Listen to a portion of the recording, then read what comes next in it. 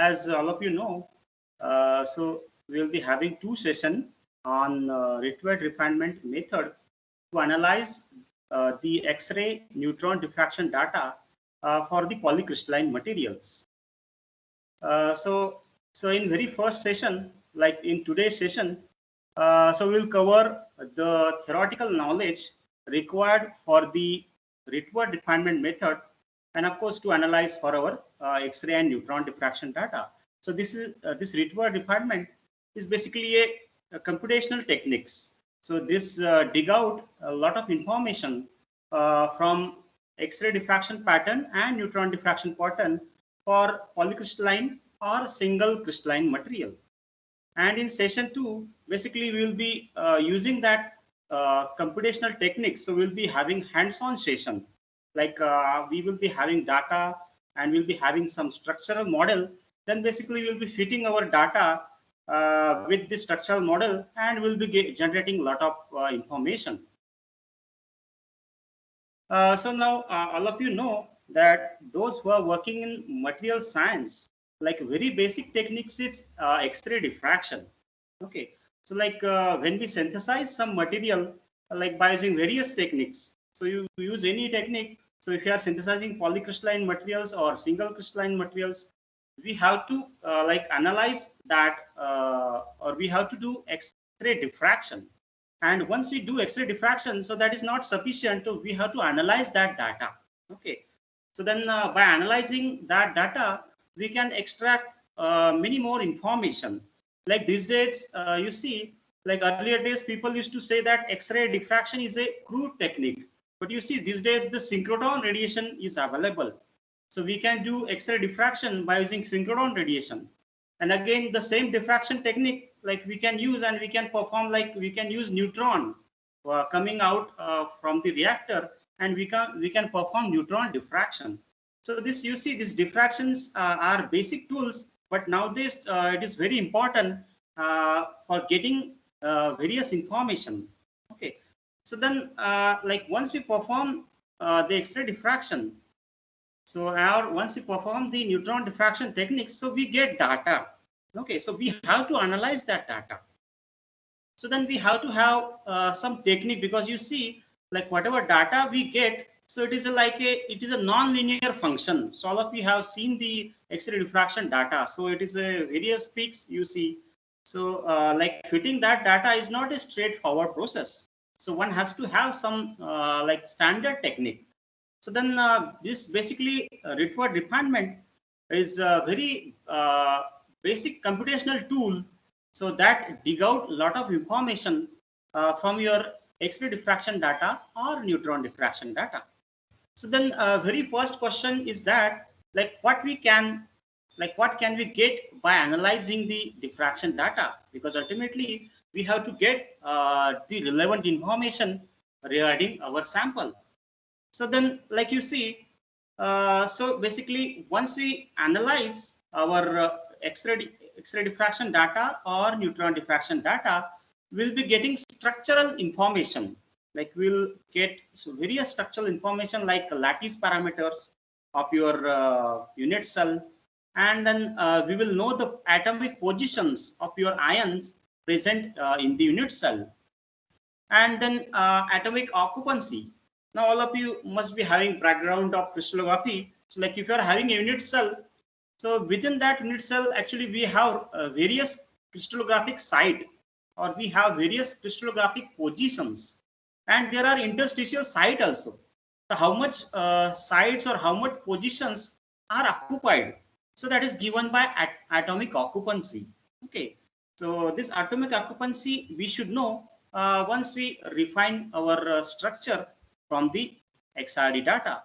So then of course all of you know that we get the crystalline size once we have the X-ray diffraction data. Then thermal parameters. Again, all of you know that even at room temperature, our atom oscillates at mean position.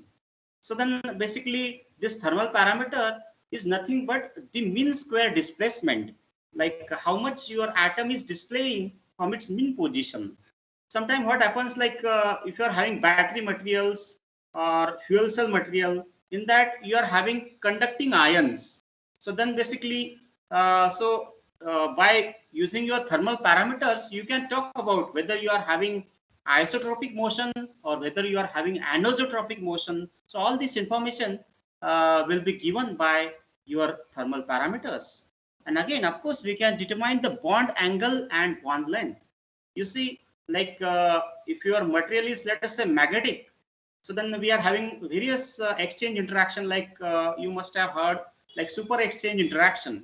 So super exchange interaction is basically bond length and bond angle dependence. Okay. So like if you know your bond length and bond angle, then you can talk about how that super exchange interaction is. Okay. So this information is also useful. Then you see next parameters is phase transition. Like you see, let us say if you are having your lab XRD instrument where you can record the X-ray diffraction at various temperature, like I can, let us say, at room temperature or at higher temperature. So basically what happens, our sample or our material uh, can have phase transition if you go from one temperature to another temperature. So temperature dependent phase transition one can study by using X-ray diffraction. So what we have to do, only we have to have the X-ray diffraction, let us say, at room temperature. And if you're having, let us say, transistor temperature is 100 degrees Celsius, so we can record the X-ray diffraction pattern at that temperature, and then our structure will be different at both the temperature. So you see, so phase transition we can easily guess, we can easily get just by using the X-ray diffraction technique. And then here, quantitative phase analysis. Now all of you must have recorded the X-ray diffraction for a material. So like if you are having a X-ray diffraction, so sometime our sample is, let us say, is not purely formed. So then we have some impurity phase. So then we can we can analyze that impurity phase. Like what is our impurity phase? Sometimes you see this impurity phase is important for getting excellent properties. Like if you must have read some article, like we are having some pure sample, but some impurity phase is there at some percentage. So then that impurity phase is responsible for getting excellent properties. So then you can report such properties if you are having impurity phase as well. Like so basically you can get the percentage, like how much impurity is there. You can say 2% pure 2% impurity phase and 98% pure phase. So such analysis can be done by using the Rydberg refinement of X-ray diffraction data. And then next is, of course, crystal structure. So whatever 7 crystal structure system we have, so we can talk about crystal structure, whether it is FCC or simple cubic or hexagonal or orthorhombic. So all this crystal structure we can know once we refine our structure. And now important thing is that, like if you are recording, let us say, neutron diffraction. So then if you are having neutron diffraction and if you analyze that neutron diffraction data uh, with Rydberg refinement, then you can get magnetic structure. Like you can get magnetic unit cell and you will get the alignment of your magnetic moment. Let us say if you are having ferromagnetic sample, then all your magnetic moment alignment will be in one direction. If you are having anti-ferromagnetic, then your magnetic moment alignment will be anti-parallel to each other. So all this alignment we can get or we can get the magnetic moment value, like quantitative magnetic moment value we can get once we refine our neutron diffraction pattern by using Rydberg refinement method. So then, of course, like all of you know that basically when we have this X-ray diffraction data, so basically we have the structure factor. And if you take the Fourier transform of structure factor, is nothing but charge density. So of course, we can get the electron density once we perform the Fourier transform. So basically in this technique, in Rydberg refinement technique, we can do the Fourier transform and we can get the charge density in real space. Like for some research purpose, like in, let us say, some people working in sensing area, so they need this charge density distribution. So then they simply analyze the their X-ray data with Rickword refinement, and they take Fourier transform of structure factor, and they get the electron density distribution. And again, like if you're having neutron diffraction data, so one can get ionic transport pathways. Like for my research, I have derived the ionic transport pathways for some oxide materials. So I will show you that. Let us say, for example, uh, like I will take example of this very simple oxide element, and it is very standard compound. It is a yttrium iron garnet. So it is Y3Fe5O12. So you see, once we have XRD data and once we fit it, then your X-ray diffraction pattern will look like this. So like you see here, your circles are observed data. So open circles are observed data, and this red lines basically your Rickword fitted pattern. And of course, like when we are fitting means we are trying to match the structural model with our observed data. So while doing that, we of course will have some difference. So that difference pattern is also plotted here at the bottom. So we see we are having slight difference between the our observed data and the structural model or structural pattern. And this we say this is the difference pattern. And this vertical bars are the Bragg's peak position. Okay, so like you see, we are having peak only where we are having this green lines. Let us say if you're somewhere you don't have green line, but you are having a peak, it means you are having an impurity in your sample. So you can simply recognize that. Okay, like you can zoom this and you can identify impurity phases. And if you see that there is a vertical bar is there, but you or vertical bar is not there, but you are having some peak, so you can simply recognize the impurity phase once you have such additional peaks. Now you see this pattern is very well fitted. For example, I would like to show you this range. So this highlighted range I will show you. You see, so and this XRD data is very like high resolution XRD data. So where we can resolve the copper K alpha 1 and copper K alpha 2. So like basically uh, in our normal lab XRD, so basically both this copper wavelength, so they are very close to each other. There we cannot resolve it. But since this is a high resolution XRD, so here we can resolve it. And now you see beauty here is that so we have fitted, or I have fitted this pattern like at very small scale. Like you see uh, this is the back, like it's like a background, but at that background we are having small peak, so that are also well fitted.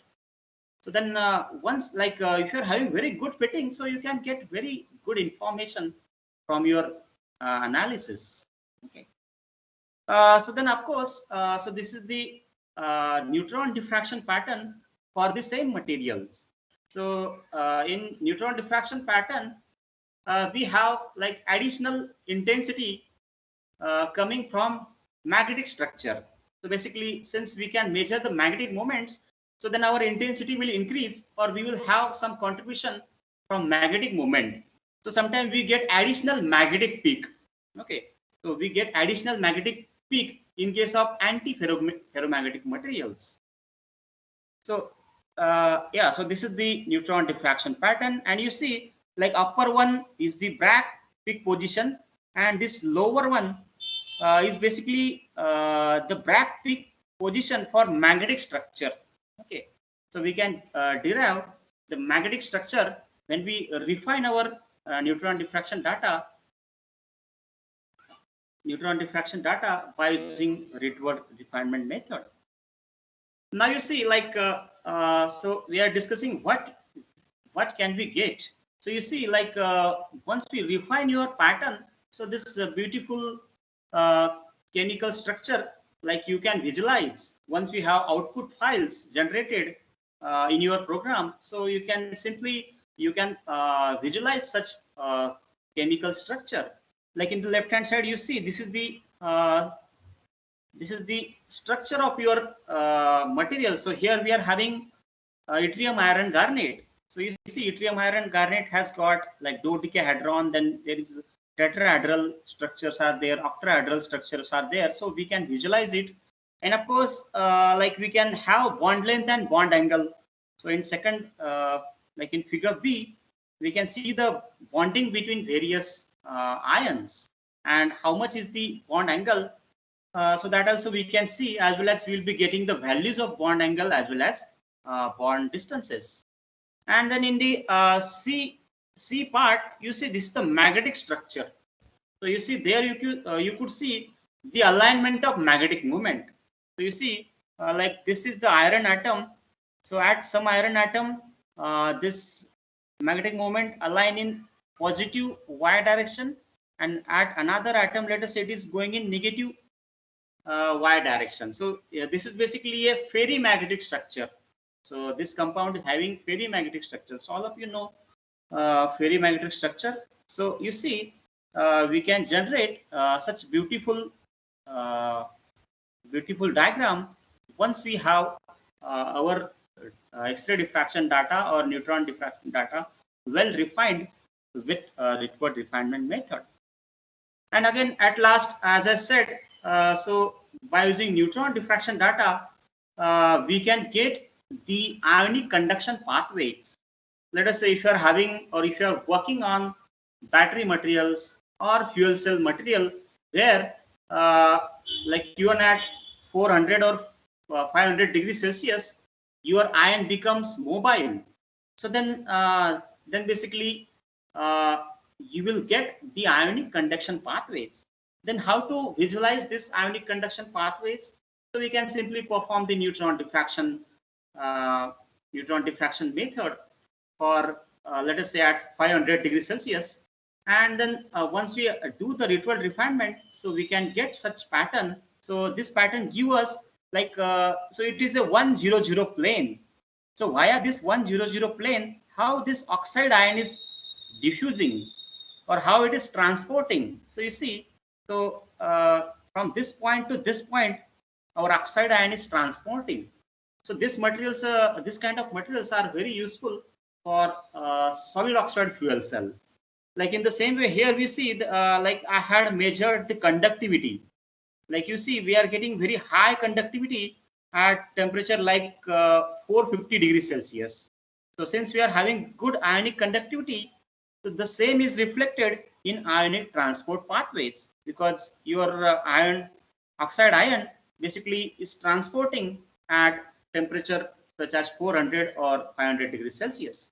So such pathways can be generated if we have neutron diffraction, or again if you are having X-ray diffraction performed by using synchrotron radiation. Actually, our lab XRD, because lab XRD has got very less very less resolution, and because of that, like everything we cannot get by using lab XRD. So of course these days we have facilities in our country, so one can use neutron diffraction, one can use X-ray diffraction by using synchrotron radiation, and then you can generate such beautiful patterns. Yeah, so then since I'm talking about X-ray as well as neutron, then let me tell you the basic difference between X-ray and neutrons. Like then let us talk about very first property, the wavelength. So then, all of you know, like whatever our lab XRD we use, so it has got wavelength around 1 point, so it is 1.54 angstrom. So of course it is element dependent, so because copper target is used there, so it is 1.54. It is the wavelength for copper target. And like X-rays, of course we are having continuous as well as some characteristic radiation. Like whereas in case of neutrons, so now how to generate neutrons? So basically in our country we are having reactor facilities at Bhabha Atomic Research Center, Mumbai. So there basically uranium fission take place. So all of you know that uranium chain reaction. So uranium decays into barium and krypton, and there is a generation of 3 neutrons. So it is a chain reactions. So then basically, when we have this uranium fuel rod, so one can generate like millions of neutron at your sample, and then basically you will be having a Maxwellian continuous loop, and from that Maxwellian continuous loop we can choose neutrons of particular wavelength. Like let us, as our crystal structure having dimension around 1 to 10 angstrom, so we choose the wavelength around same like 1.22 angstrom or 1.54 angstrom, same for the neutrons. Now, so all of you know that like next property, interaction. So in case of X-ray, so basically X-ray interact with electron clouds of your materials. So your atom, so basically your atom is nothing but electron clouds. So it directly interact with your atoms or electron clouds of your materials. Whereas in case of neutron diffraction, it is a neutron nucleus interaction. It is a neutron nucleus strong interaction. So all of you know 4 fundamental interactions. So this is the neutron nucleus strong interaction. And actually advantage of neutron diffraction is that like one can get very accurate positions of your atoms or ion as compared to the X-ray diffraction, because you see it is directly interacting with your nucleus. Your neutron is interacting with nucleus, so we can derive the exact position by using neutron diffraction. Okay, and then so in case of X-ray, so it strongly attenuates, whereas in case of neutrons, it penetrates deeply. So because since neutron is a neutral particle, so it can penetrate very deep within your material. And again, all of you know that since the X-ray interact with electron clouds, then it is always better to have high Z element. So X-ray technique is good for high Z element. Let us say if you are having lead-like material, then in lead there are many electrons. So then you get very good X-ray diffraction pattern for lead material. So basically, but let us say if you are having hydrocarbons, like hydrocarbons mean carbons is having only 6 electrons and hydrogen is having only 1. So then in that case, we cannot get good pattern for hydrocarbons. But you see, when we have neutron diffraction, like we can get very nice information. Like if you perform neutron scattering study, like you say, let us say we are having methane, so CH4. So when we have CH4, so you see there are no many electrons. Then our XRD in that case will not be useful. X-ray scattering will not be useful. So in that case, this neutron scattering will be useful, because you see it is a neutron nucleus strong interaction and it is isotope dependent. Like let us say if you are having hydrogen, like, and if you are having different isotope of hydrogen, so then this neutron techniques or neutron scattering technique will recognize different isotopes. But for X-ray technique it is not possible. Even like just like hydrocarbons is also not possible by using X-ray scattering. So this is the like some pros and cons of these 2 different techniques. But of course, at basic level, that X-ray diffraction technique is also useful. And as I said, if you use synchrotron radiation, then X-ray diffraction technique is also comparable with the neutron diffraction technique. Yeah. So then, as I said, the neutron penetration is more within your material. So this is the plot between the length of penetration and atomic number. So you see, as compared to electron and X-ray, your neutrons go very deep in your material and extract very useful information. And then let us talk about atomic scattering factor. So I think this you must have learned in your MSc days, that atomic scattering factor decays atomic scattering factor decays uh, with angles. So you see, so for X-ray it is continuously decreasing. If you increase the angle, so it will continuously it will continuously decrease. And for example, if you are having copper material, so then maximum value of that atomic scattering factor will be atomic number. So X-ray is continuously, like in case of X-ray, the atomic scattering factor will continuously decay with your angle. But you see, in case of neutron, so it is a flat line, so it doesn't decay with your angle. So you see, your atomic scattering factor is independent of angle. So why it is? You can think about it. You see, so basically, why angular dependence is there in case of X-ray? Because you see, size of atom, your X-ray interact with atomic cloud or electron clouds. X-ray interact with atoms or electron clouds. So then basically, your size of atom and our wavelength, they are comparable. But you see, size of neutrons of the orders of Fermi. So neutrons are very small as compared to our nucleus. Nucleus is very small because neutron interact with nucleus, and nucleus is very small of the orders of Fermi. So then our neutron beam size is around 1 to 2 angstrom. Then for that beam size, nuclear size is very small, that is 1 Fermi. Then basically, in case of neutron, the angular dependence doesn't come into the picture. Okay, so size difference is there. So size difference is there. Basically, X-ray interact with our electron clouds, whereas neutron interact with nucleus, and nucleus size is very small. That's why there is no angular dependence. So you see, this atomic form factor or atomic scattering factor is very basic factor in this diffraction techniques. So then this is the very significant difference between the atomic form factor for neutron and for X-ray diffraction. Then now, so now you see, once we have the X-ray or neutron diffraction data, so we have to use some computational techniques, or we have to use some method.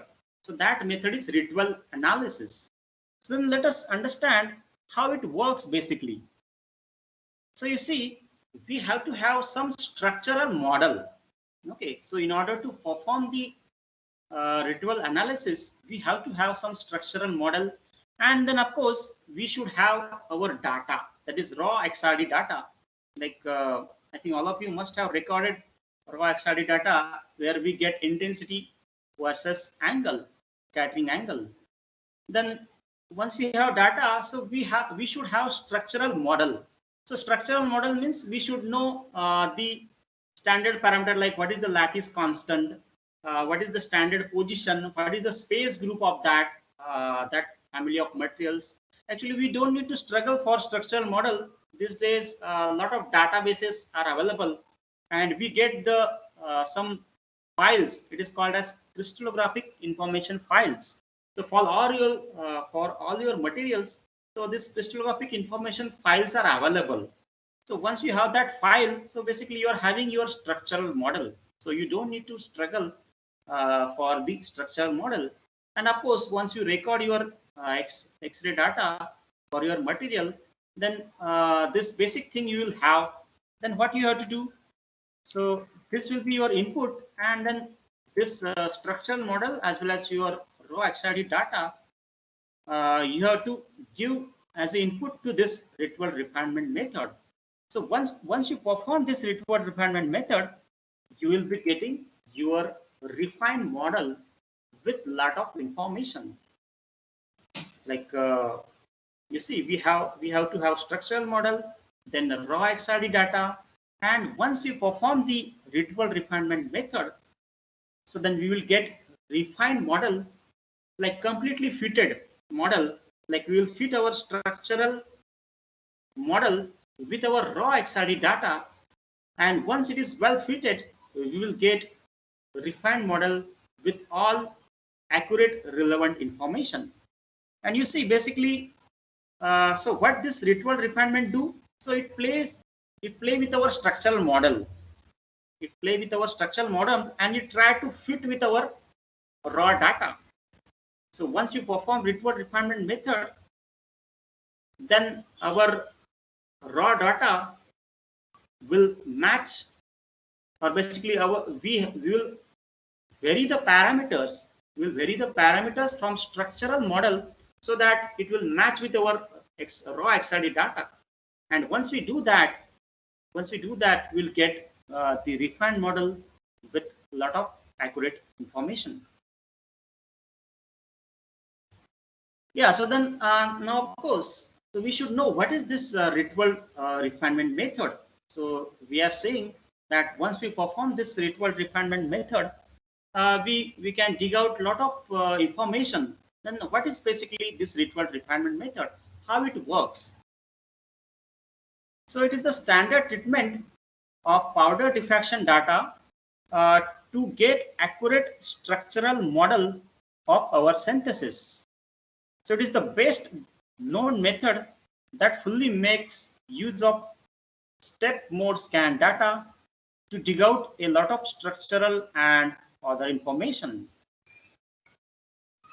And of course, it is a non-linear least square method, uses relevant constraint to fit with the experimental data. So you see, all of you are familiar with the least square method. So it is a non-linear least square method, because you see, whatever diffraction pattern we get, so it is a non-linear function. So it is a non-linear plot. So otherwise, fitting a straight line for some data, like it is easy. So so linear least square method is easier. Like we, when we have some data, so we fit with straight line or uh, with some function like Gaussian. But our X-ray diffraction data, you see, there are many various peaks are there. So continuously we are having various peaks at various position. So it is a very non-linear function. So if you want to extract the information from it, so we have to use this non-linear least square method. And of course, so we have to use it computationally. Okay. So basically, so this so in summary, so this ritual refinement method, it is basically a non-linear least square method which uses relevant constraint to fit with the experimental data. Now, how ritual method works? So ritual method refines a structure by minimizing a quantity through an algorithm. So basically, what are the equation for this non-linear least square method? So you see, so basically, so it is simply a chi-square method. Like conventionally, we are using chi-square method. So in the same way, for this ritual refinement, so we can say it is a chi-square method only. But this method is slightly complicated as compared to our conventional method, because we have like many parameters involved in that. Okay. So you see here, so what we try to basically, so we try to minimize a quantity chi-square. So we try to minimize the quantity chi-square through an algorithm. So then you see, so this is the equation we have. So what is yi here? So yi is the observed intensity at a certain diffraction angle 2 theta. And this YCI is the calculated intensity. So it is coming from our structural model. Okay. So basically you see, so we are having a calculated intensity and observed intensity. So then we are taking difference and squaring it. Okay. So we are taking difference and squaring it. So that's why it is a basically least square method. So if they are matching well, then our we'll be having the difference very small. So then if you're having that difference square very small, it means both our observed data and calculated data matching well. And once it match, our model will be refined model with relevant information. So here Wi is, of course, it is the weight. And now you see this alpha. So alpha is equal to alpha 1, alpha 2, and so on. So these are our parameters. So these are our parameters that we are going to derive. Let us say in case of in case of X-ray or neutron. So we can have atomic positions, then lattice constant, then thermal parameters. So all this alpha 1, alpha 2, these are our information. So that we are interested in. So what we do basically, so in our structural model, we fix this parameter in such a way that it by fixing all this parameter, our structural model will get matched with observed data.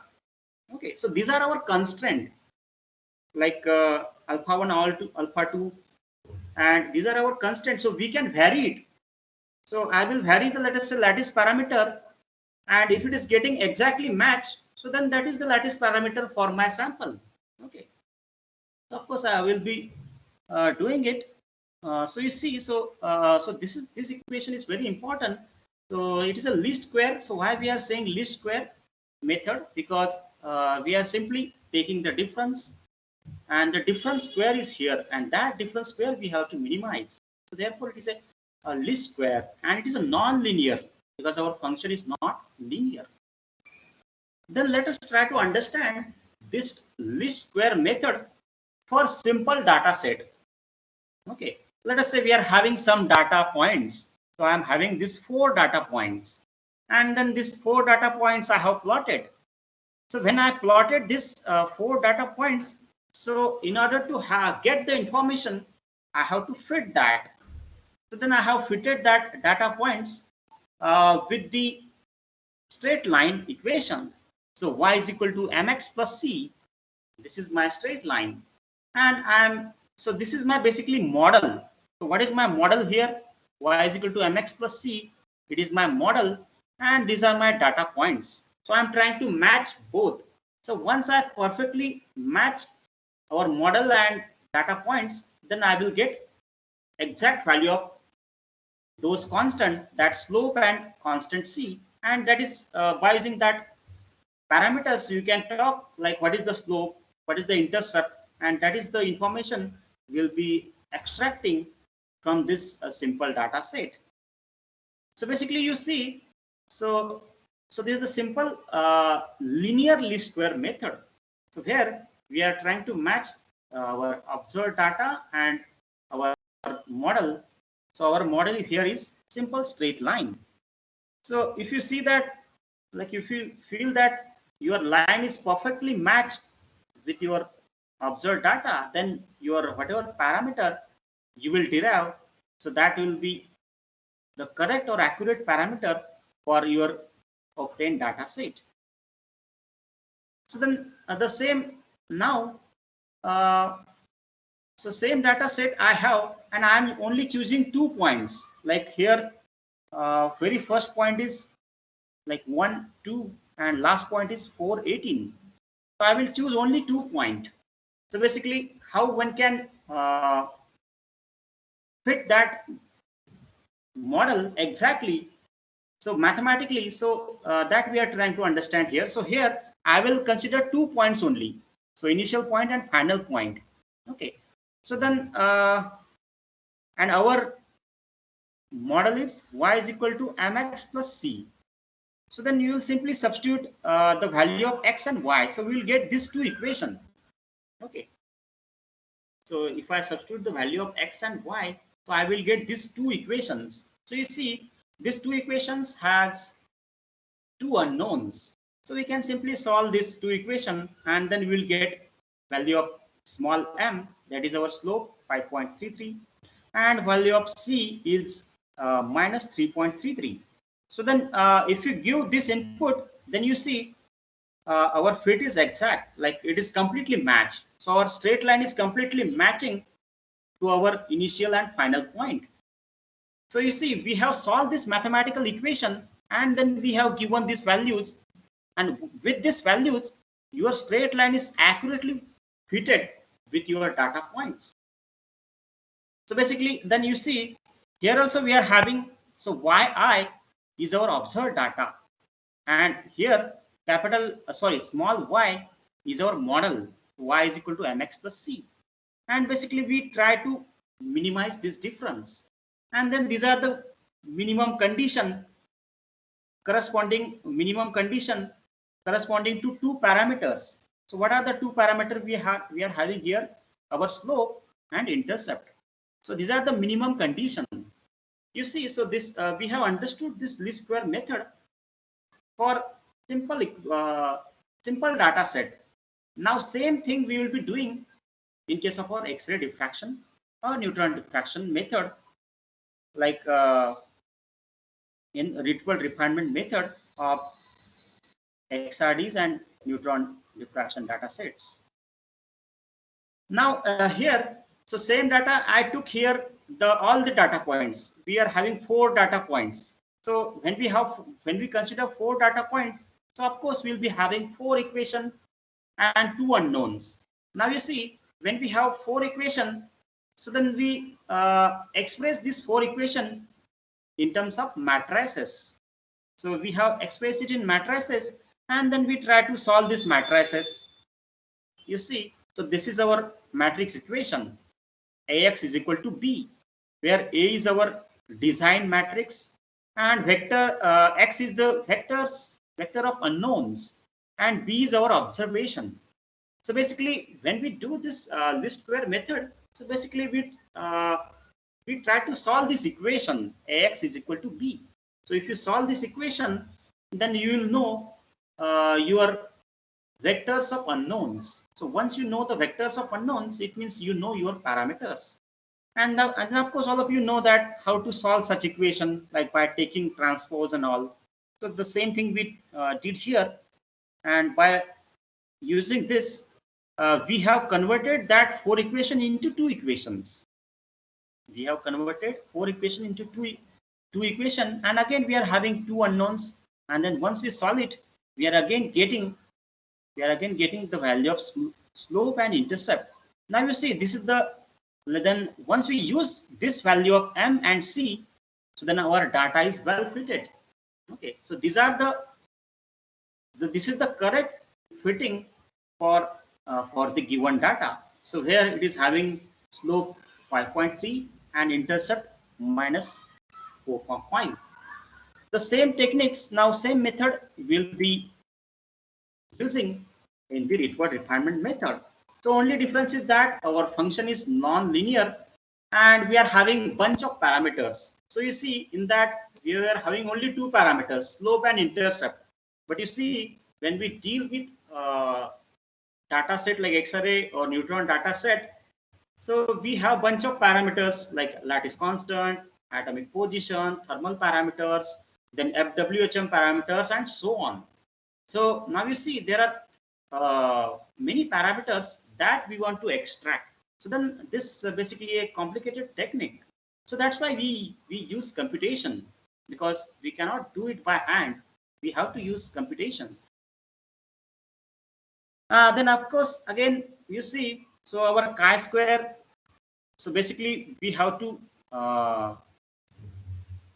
minimize our chi-square, and this is our minimum condition. So basically, so you have to choose this, our parameters alpha 1, alpha 2, and so on, in such way that so that this condition will get satisfied.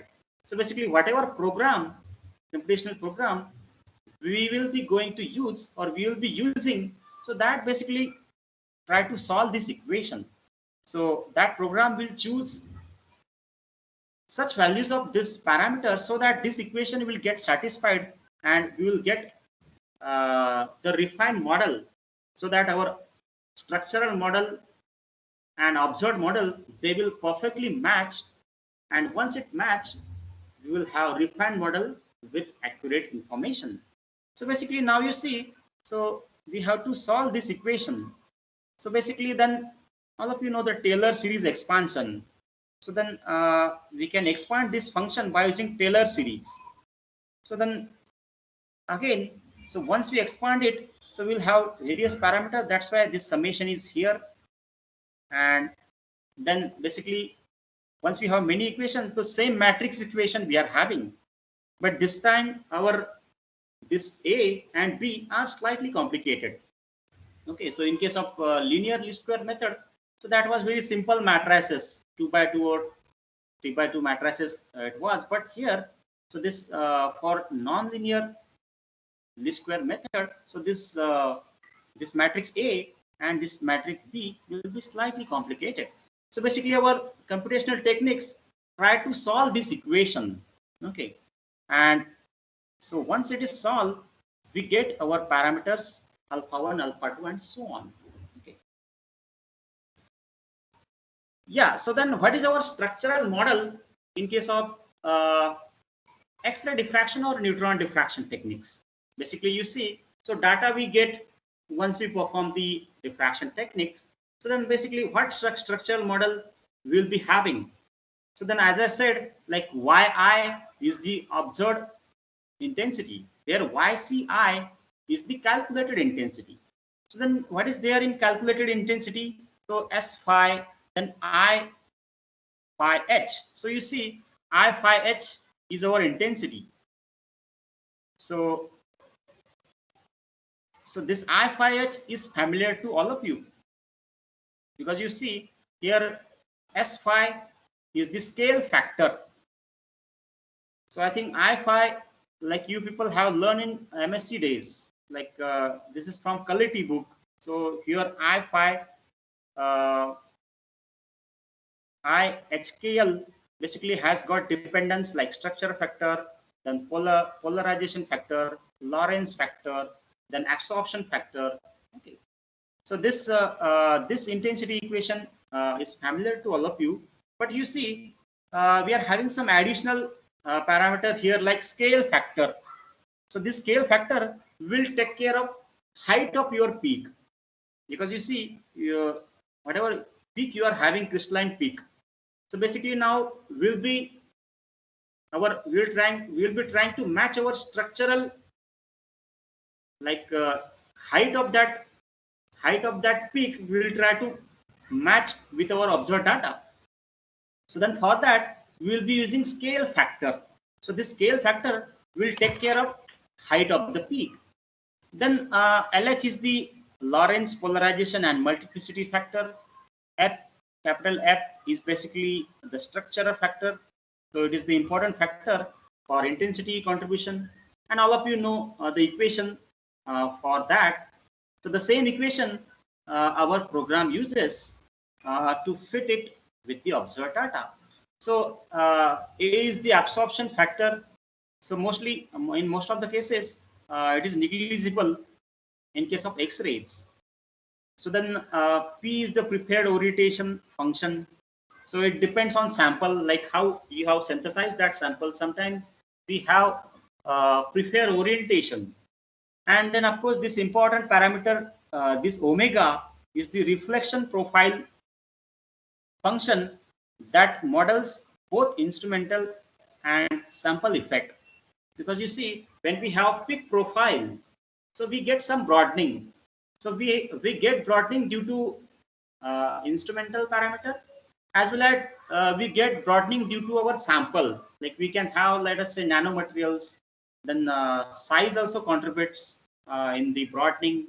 And if your sample is, let us say, having strain, so then strain also contributes in the broadening. So all this effect we can get once we have the correct value of this profile function. And here BI is the background parameters. Now you see, when we record our X-ray diffraction data, so we always get some background. So we have to fit background as well. So then we have to give some background parameters for that. So you see, this is our structural model. So these are the parameter we'll be having in our structural model.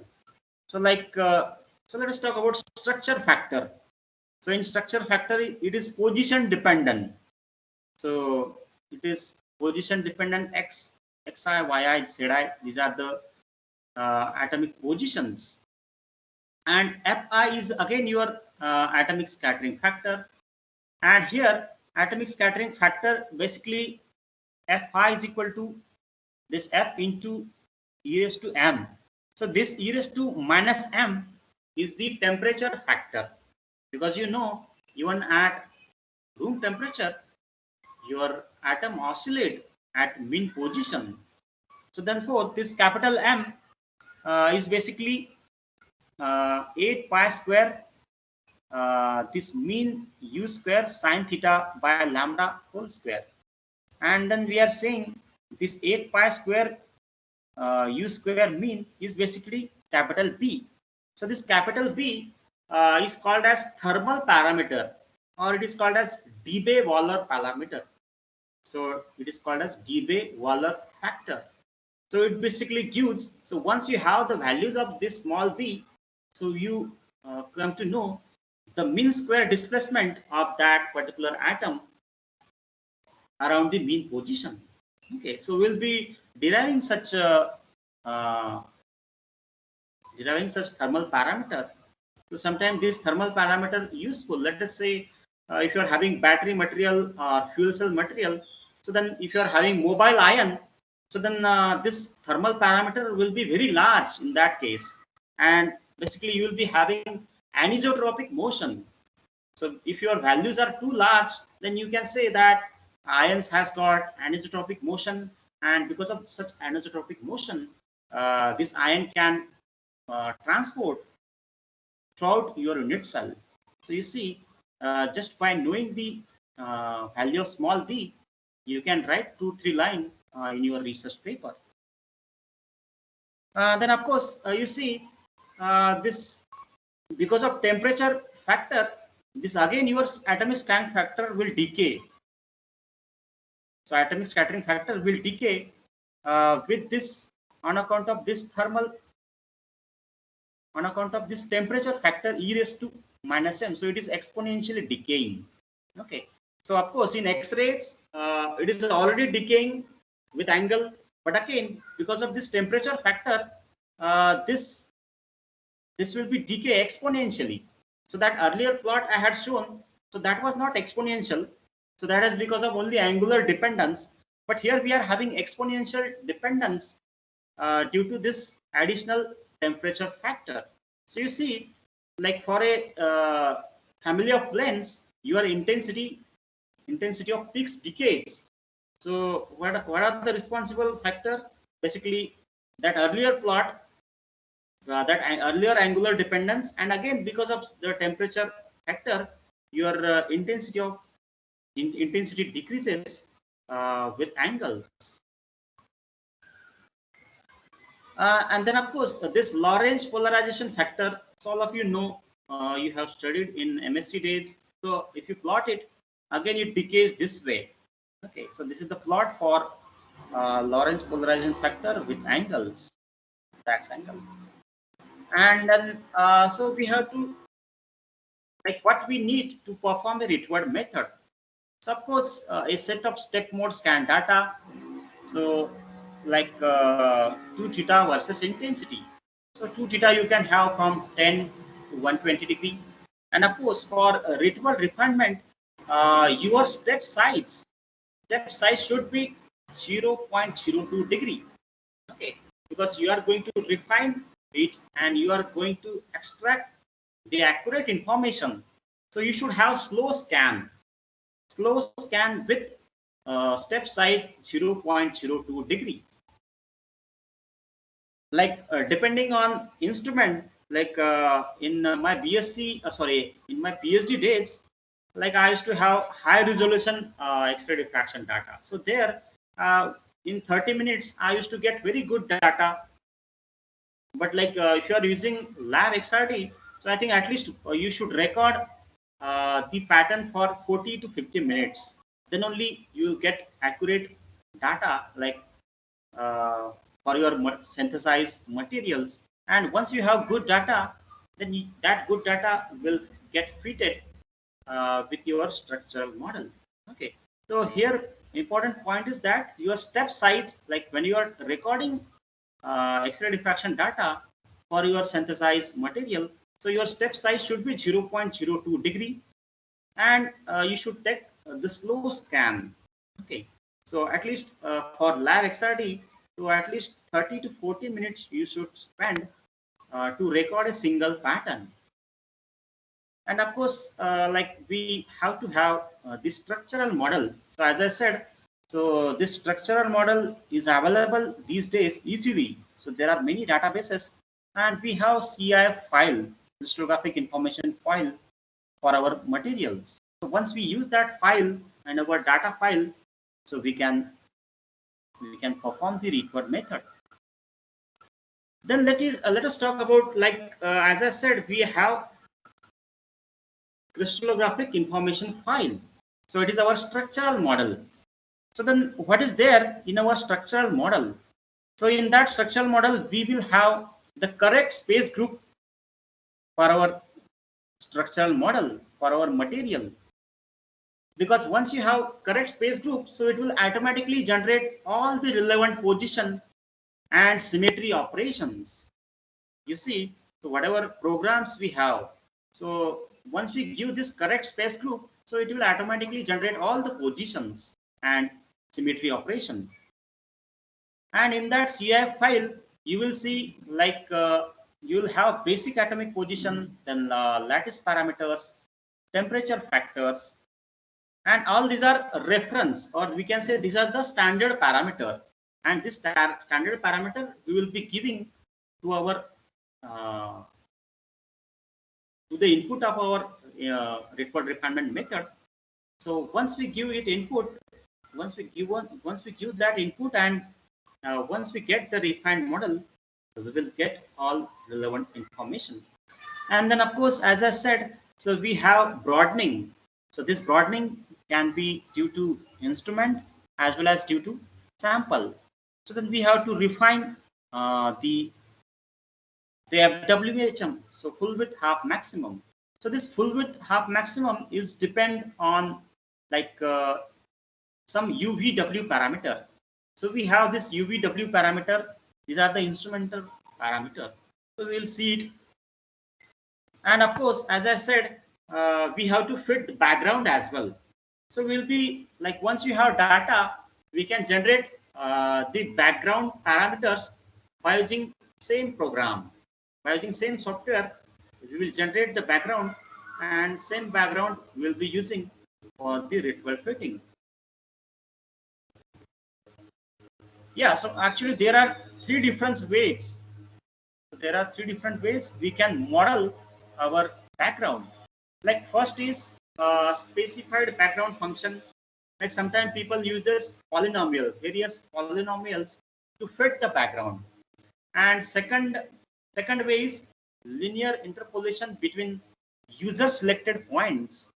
And third way is a user specified function. So actually we will be using the second one. So second one is good for lab XRD. So once we have data, so we will be, from that data, we will extract background point by using the software which we will be learning. And then of course, this profile function. So all of you know, once we have that pattern, so we have various peaks. So then our each peak has got some distribution, like it can be Gaussian, it can be Lorentzian. So we can fit our profile, peak profile, either with Gaussian, we can fit with either with Lorentzian. So these are the so first function is a Gaussian function. This is the Lorentzian function. So what is HK here? So HK is the full width half maximum. And of course this theta is angle at ith step, and this another theta is angle at kth step. Okay, and C is some constant parameters. So these are the two functions, but there is a, and these are the simply the plot of Gaussian and Lorentzian function. But like whatever lab XRD we uses, so there basically we have to use both the functions, Lorentzian as well as Gaussian. So then that new function is pseudo-Weigott. So this pseudo-Weigott function is the linear combination of Lorentzian as well as Gaussian. So you see, this eta is some parameter. So eta will have value between 0 and 1. So L for Lorentzian plus 1 minus eta, and then this G for Gaussian. So this is the linear combination of Lorentzian and Gaussian. So this pseudo-Weigott function basically fits well with the peak profile which we get from the lab XRD. Okay. And then of course here this we are having shape parameters. So our peak has some shape. So X, capital X and eta naught will be so these are the shape parameter here. So that we will be deriving once we perform the Ricard refinement method. And then of course now you see I said HK was the FWHM. Now you see our FWHM equation is not a straightforward. So this is our FWHM. So Hg is the FWHM for Gaussian function, whereas HL is the FWHM for Lorentzian function. So you see your FWHM is depend on U, V and W. So U, V, W, these are the instrumental parameter responsible for instrumental broadening. Okay, you see when we have broadening, so we are having broadening due to instrument as well. So these are the parameters UVW. The UVW are the instrumental parameter, and then of course I said that depending on your particle size and depending on the strain in the material, we can have broadening. Then you see there are some other function. So DST. So this is the function for extracting broadening due to strain. So this is the function. So this function, what is the role of this function? So it will extract broadening due to strain. So once we have parameter of this function, then we can talk about strain, like how much is the strain in our material. And then another function, capital F, this function for extracting broadening due to size. Okay. So once we fit our FWHM well, or once we fit that peak well, or other way we can see, once we fit our entire profile, so we will be getting all this parameter, and then we will come to know like how much is the contribution from strain, how much is the contribution from size, because we have this size parameters and strain parameters. Yeah, so then I said like within our unit cell, we are having various sites like interstitial sites, regular sites, crystallographic sites. So then basically we have to know how much is the occupancy. Sometimes if we synthesize material, so then we can have occupancy, or we can have some unvacant site. We can have some vacancy. Like in case of oxide, there is always possibility of getting oxygen vacancy. Okay, so then we can know it once we have this occupancy parameter.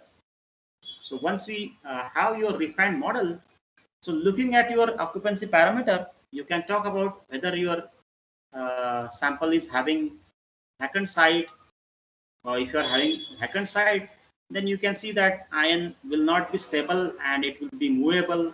So you can have dynamic disorder. All such information one can get just by knowing the occupancy. And now how to get occupancy? So basically, so normalized occupancy is small m divided by capital M. So small m is the site multiplicity, capital M is the multiplicity of the general site. So let me tell you by giving some example. Let us say for the same compound, so for the same yttrium iron garnet compound, so its structural formula is Y3Fe5O12. So we have 8 formula unit within this material.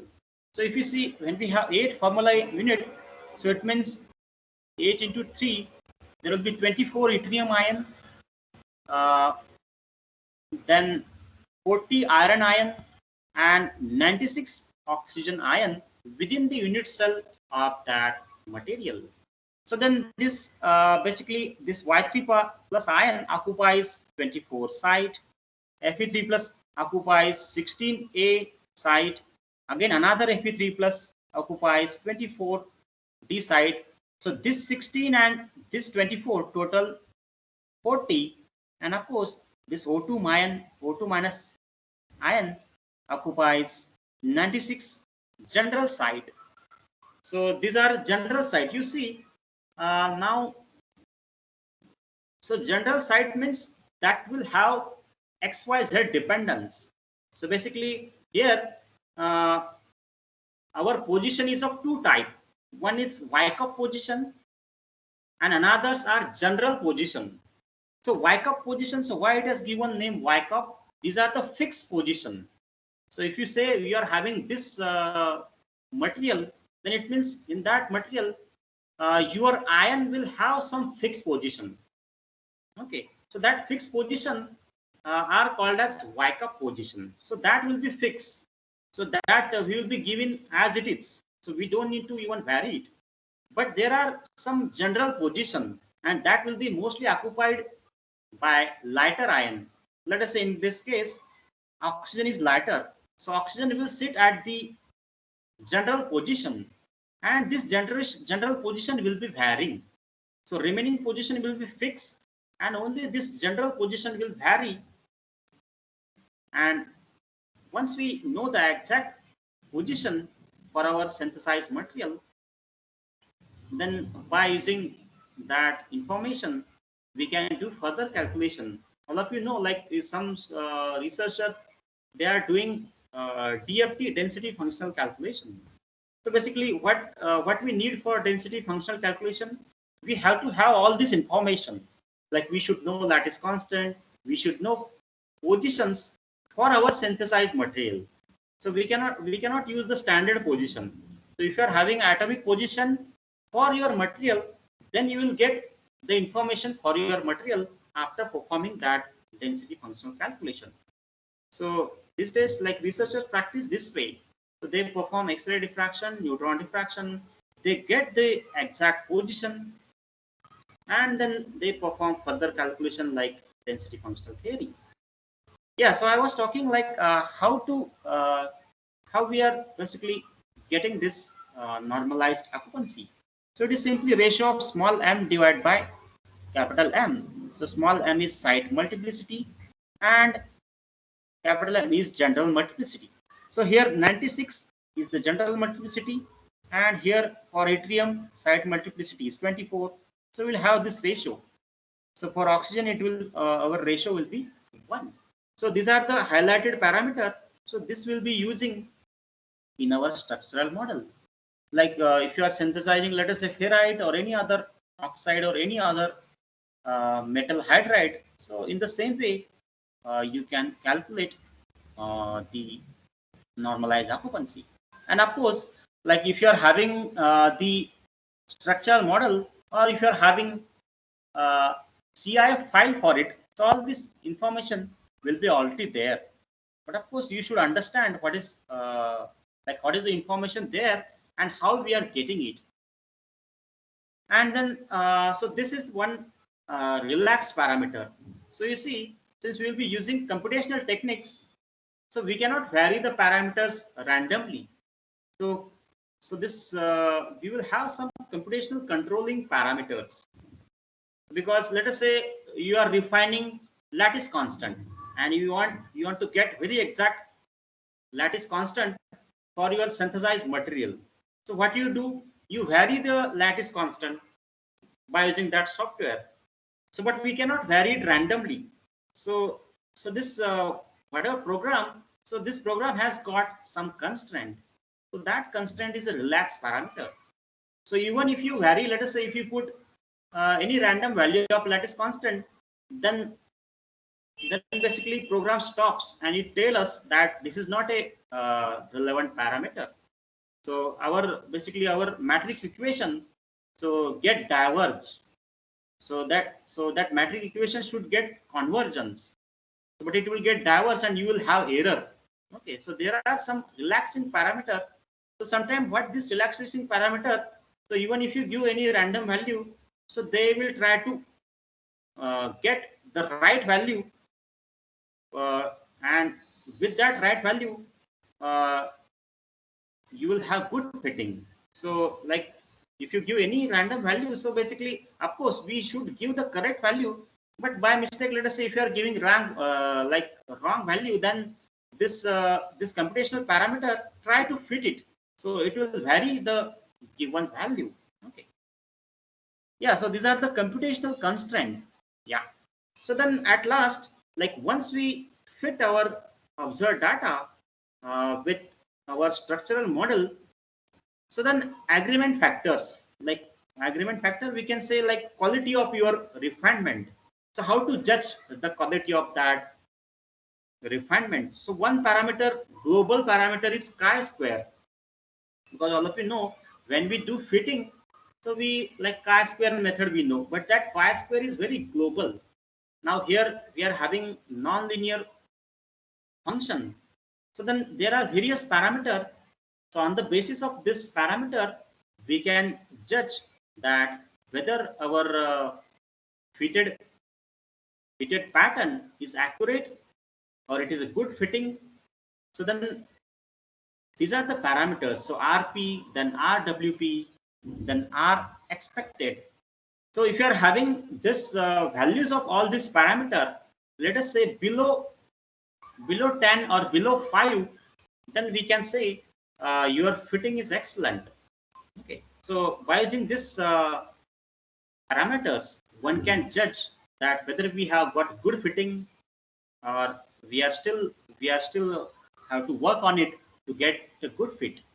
Okay, so in the research, like if you are reading research article regarding this X-ray diffraction, so basically uh, we are we are giving such values. So because referees want such values, because just that appearance, like just appearance will not be sufficient. This value should be less than 10. Like if you are having very good fit, then the value of this R factor will be 1 or 2, 1, 2, 3. So if you are below 5, then excellent. So it means your structure and model is well fitted with your observed data. So these are the three parameters and few more parameters. Now S. So S is basically chi-square. So your chi-square S is equal to chi-square is equal to RWP divided by R expected. So this is a global parameter. So, but there are another parameter. Let us say sometime what happens, your data, observed data is such that your chi-square or S is very high, like 20, 25. But let us say with that high value of chi-square, your other parameters, like other parameters, RP, RWP, are expected.